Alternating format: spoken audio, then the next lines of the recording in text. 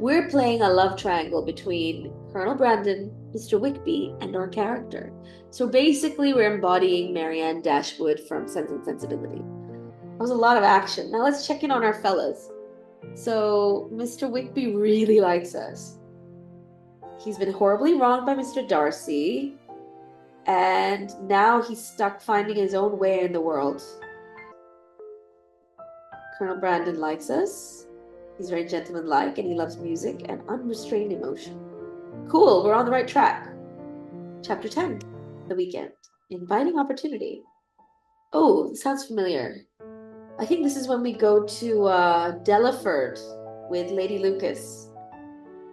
Yes, exciting news. A brother-in-law of Colonel Brandon is the owner of a very beautiful estate, some 7 miles from here. It'd be nice to Lady Lucas because she's lovely. Far too often I hear your name in connection with Mr. Wickeby. Yeah, I love him. I confess I'm much pleased with him. Oh, mediocre. I should think I can find a better match for you. He's nearly penniless. Of course, I've nothing to say against Mr. Wickeby himself. He's a most interesting young man, and if he had the fortune he ought to have, I think you could not do better. But as it is, you must not let your fancy run away with him.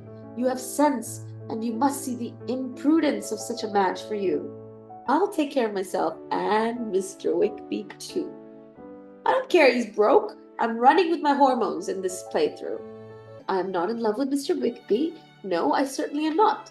But he is, beyond all comparison, the most agreeable man I've ever seen, and if he really became seriously attached to me, it would be difficult. But I promise you I would see the imprudence of it. I get what you're saying, Lady Lucas, but Marianne Dashwood would never listen to this kind of stuff.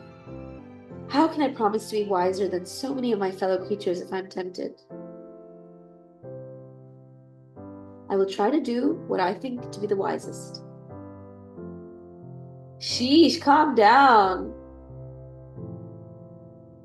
With that, Lady Lucas was gone, almost as auspiciously as she came. It was odd, though, that she should herself call Mr. Wickeby's name into the conversation.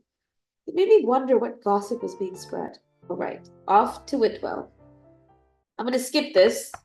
This is where Captain Wentworth shows up, and he wants nothing to do with us because he knows we're involved with other men. I'm okay with that. I can only assume that Captain Wentworth had somehow heard of my interest in Mr. Wickeby. But who gives a damn when I've got two fellas both vying for my love? There's Colonel Brandon. So now I'm going to tell him, I really love your estate. Your lawns are so green. I approve, Colonel. I wish they were a little wilder, though. So we're super sensible in this edition. I would have walked if I had to. I wouldn't miss this for the world. I should never fear but for missing the moment to live. Colonel Brandon's really falling in love with us. But tragedy strikes. Colonel Brandon has to leave. And Lady Lucas tells us why. Potentially because Miss Eliza, his first love interest, married his brother. And then they were unhappily wed. So because of his heartbreak, he left on a commission. When he came back, Eliza was very sick. She gave birth to a baby and died. Since then, Colonel What's-His-Face has been taking care of this young baby. The rumor is that he is the father of that baby. So that's the backstory for Colonel Brandon. But the piece is missing in the story. Mr. Wickeby appeared. There are some people who cannot bear a party of pleasure. Brandon is one of them. He was afraid of catching cold, I dare say, and invented this trick for getting out of going at all. Wow, Mr. Wickeby is trashing Colonel Brandon. I would lay 50 guineas the letter was of his own writing. Wow. I'm going to agree with him because I will agree with whatever he says. But the truth is, Mr. Wickeby is being very unkind. I have no doubt of it. That is terribly disagreeable of you both to say such a thing. I should think the Colonel was very distressed by his manner of parting. Such emotions easily fabricated. I could imagine myself in just about any mood if it were to serve my purposes. Mr. Wickeby likes the way we think. Sleazy. Colonel Brandon likes us much less. Okay. Hold on. Let's go back. We're going to disagree with Wickeby and tell him to shut up. But Lady Anne jumps in to agree. I have no doubt on it. Why should you dislike the Colonel so? Brandon is just that kind of man, whom everybody speaks well of, but nobody cares about, whom all are delighted to see and nobody remembers to talk to. I can't help but agree, because Colonel Brandon is a bit of a bore. But it doesn't make me think less of him. He's a good guy, he's just a little boring. Mr. Wickeby likes us more. Seeing as how it's already rented, it does seem a shame not to take advantage of the day and the carriage. Wow, so we're at Delaford, right? Colonel Brandon's estate. And we're trashing Colonel Brandon in his family home while he's ran off for an emergency. This is scumball behavior, like absolutely disgusting. But, you know, I'm going to go all the way in. I'm going to say, yeah, Mr. Wickeby, let's go for a rampant ride through the wilderness. In circumstances such as these, I think taking advantage of the opportunities in front of you is quite a prudent action. So we're off. The trip with Mr. Wickeby was wildly enjoyable. I could not help but think it was the most exciting afternoon of my life, but my enjoyment was quickly brought into question when I returned home. I have found you out, in spite of all of your tricks, for I know how you spent the day. I wasn't hiding it, honey. But to travel alone with no other companion than Wickeby? We went in an open carriage. It was impossible to have any other companion. And on my word, I never spent a pleasanter day in my life. But my dear mediocre, you've exposed yourself to some very impertinent remarks. Yeah, people are going to talk. I've done nothing wrong, lady. If the impertinent remarks of others are to be the proof of impropriety in conduct, then we can have no hope but to offend in every moment of our lives. Yeah, I wish you a good day. Wow. But a good day was not what was to be had. After abruptly leaving the room as I had, Lady Lucas had asked my sisters to accompany her on a trip to London. We were not invited. And Wickeby left for London too? None came. And he got engaged to Miss King. That's what Mr. Wickham does, I think. He's engaged to Mary King, who's rich but not cute. Upon hearing of Miss King's sudden acquisition of £10,000, his motives seemed clear. As much as I desired otherwise, it had always been true that Mr. Wickeby, owing to Mr. Darcy's wicked hand, was penniless. I told myself handsome young men must have something to live on, as well as the plain, but it did not remove the pain. I had been careless with a man who had quickly spurned me for another. Okay, so that's what happens if we're rude to Lady Lucas. What happens if we are not? What if we apologize to her? I'm sorry. I should not have wanted remarks to be made such as would have been found offensive to my family. I'm truly sorry. Yeah, just don't do it again. That's good. Lady Lucas thinks highly of us because we messed up, but we apologized. Oh, but look now, you have gotten me off my train of thought. What a scheme I have. We're off to London. Lady Lucas seemed to read my mind. And don't think I don't see you pondering about Mr. Wickeby, mediocre. I wouldn't worry too much about him. Not that I care for him, but I should think he'd follow us anywhere you go. So we're off to London. Scarcely sighted. Lady Anne, almost immediately upon our arrival, insisted that we take a walk through the streets of London. Though she had nearly forced us to do the first time, I had to admit that I'd greatly enjoyed the experience, and I was willing to consent to a similar venture each day. The streets of London seemed to be nearly numberless, with an endless variety of nooks and crannies peppered about, as well as enticing avenues that dashed off here and there. That is true of London then, and true of London now. The city was altogether delightful. Each day seemed to bring a unique and different visage to our eyes. But we've just run into a familiar face. Wickeby! I was sure it had been, but why hadn't he stopped? And why had he been in such a hurry? Okay, I see what's happening. So if we're rude to Lady Lucas and we don't go to London, we get the Wickham ending where Mr. Wickham's engaged to Miss King. But we get the Wickham ending without. And if we come to London, we see Willoughby courting a rich gal. So let's follow him. I'm sure it's him. Perhaps he did not see us. That seems unlikely. He passed right by us. I'm sure he would not want to miss us. Let's catch him. See, this is kind of like what a modern day obsessive girlfriend would do. I need to check his phone. Who's texting him? Who is he following on Instagram, etc. So we literally run off. We run after Wickeby. Wow, Wickeby eluded us. He turned down an alley and was gone just as I thought we were catching up. As we returned home for the evening, I wonder what possibly could be the meaning of such behavior. All right, we had a good week. Okay, so Wickeby's madly in love with us. It's 100%. I think Colonel Brandon's kind of lost interest. Let's play this through, though. Okay, so I think we're good to rest, then just keep going outside, you know, just be crazy. Study the arts. So we're talented and eccentric. I walked through London today and watched the people on the streets. They're such comical characters. Walked to the river and back, studied the arts. Okay.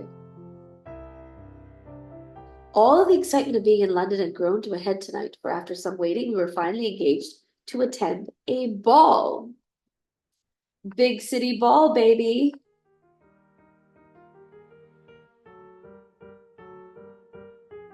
Colonel Brandon, Mr. Bingley, much to the delight of Jane. His sisters. That's it. Oh. No Wickeby. Oh, hi, Colonel Brandon. I'm gonna dance with you. The dance was beautiful, as Colonel Brandon was a splendid dancer. I felt as if I were an extension of his body gliding through the heavens. Though I remained certain that the Colonel was too old to be a proper suitor, the sensations I felt while dancing with him were emotions I was sure I wouldn't mind having again. That's nice. Look at him. He's so happy. Thank you, Miss Mediocre. I shall go my way and not monopolize you all evening. Oh, he's flirting with us. Not this evening, anyway. Looking across the floor, I noted a familiar form, standing just a few yards away in earnest conversation with a fashionable-looking young woman. It could not be, but it was Wickeby! He quickly noted my gaze and immediately bowed, but without attempting to come to speak to me. I was surprised at his refrain, and I felt within me that if I were to have further connection with him, I must speak to him that instant. Yet I was uncertain. Should I interrupt him while he was with a young woman who was clearly escorting? What was my relation to him? What was our regard, our attachment? What ultimately were my feelings towards George Wickeby? Save right away. I'm gonna chase Wickeby. I could not forbear. I had to speak to him. That if I did not, I should lose the chance forever. Mr. Wickeby appeared with total and dreadful tranquillity, as though he were no more happy to see me than the gardener. I watched its transformation as I walked to him. He was struggling to be calm. He's torn. Marry for money, marry for love, what should I do? Will you not shake hands with me? Mr. Wickeby, what's the meaning of this? Did you not know that I was in town? I did myself the honor of calling in Berkeley Street last Tuesday. I very much regretted that I was not fortunate enough to find yourselves and Lady Lucas at home. His words were vacant of feeling, but they left my heart sinking with sadness and despair. How could he respond as though we had not previously met, with so little feeling and emotion? Wickeby, for heaven's sake, tell me what's the matter. As if, on catching the eye of the young lady with whom he had been previously talking, he felt the necessity of instant exertion. He recovered himself again. I thank you. I should rejoin my party. Then he left, without another word. I was stunned by his actions. What did he mean by it? I was certain that the partiality we'd shared was not entirely on my side. I was certain we shared some mutual regard. Perhaps we'd never discussed it in such terms, but I really felt that both our inclinations and intentions had been made quite clear. His full denial, honey, is because you don't have money. I wanted to run after him. I wanted to scream his name and my feelings for him. I wanted to tear him away from the woman at his arm, on whom he looked continually. Let's just go all the way. Wickeby, no, I love you. Mr. Wickeby, I shall not be dissuaded another instant. You've known of my regard for you. You cannot deny it. You cared for me as I care for you, and I believe you care for me even now. I love you. Wow. As I said the words and looked into Wickeby's sad eyes, I felt overwhelmed with hopelessness. Wickeby! But he said nothing at all. I realized that the whole of the room seemed to be aware of my actions, but I did not care. All that I knew was that I had gone against every sense of propriety to say what I felt for Wickeby, and all in vain. Did he feel nothing for me? That he would not even answer? Please, we must go home. But we've only just arrived. I'm sure there are more than enough men here to keep you entertained for the evening. Please take me home. Thank you, Lady Lucas. Just take us home. Oh, I do not recall how I got from the ball to my room, but I remember awaking to a feeling of despair. Only a few hours had passed. I had not slept the night. The dance was likely just ending now. Mr. Wickeby and his party, including the woman who seemed to hold his affections, would now just be leaving. Oh, Jane. It's as if my life has been ripped away from me, leaving my happiness shredded in injury. No one's changed, Mr. Wickeby, Jane. Don't be naive. I can tell you what's changed. He's put money before his heart. It's very simple. The woman he was with, she's due to inherit £10,000. That's a fair fortune for a man who is penniless. Mind you, I'd have been happy with him on an army commission salary. I'm like you, mediocre. The attraction of money does not sway the affection of my heart. £10,000? 'Tis true. And they're engaged. How long? I heard that he might have known this Miss Grey for some time.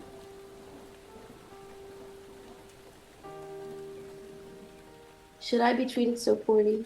Could he prefer money to me? Oh, Jane, I'm miserable indeed.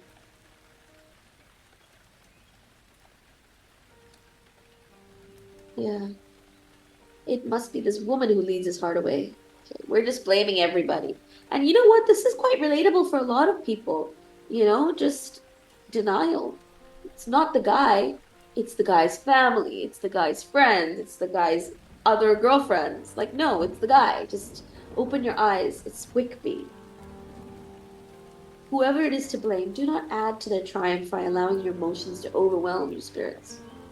Cheat them of their triumph by letting your own innocence and good intentions be your only visible emotion.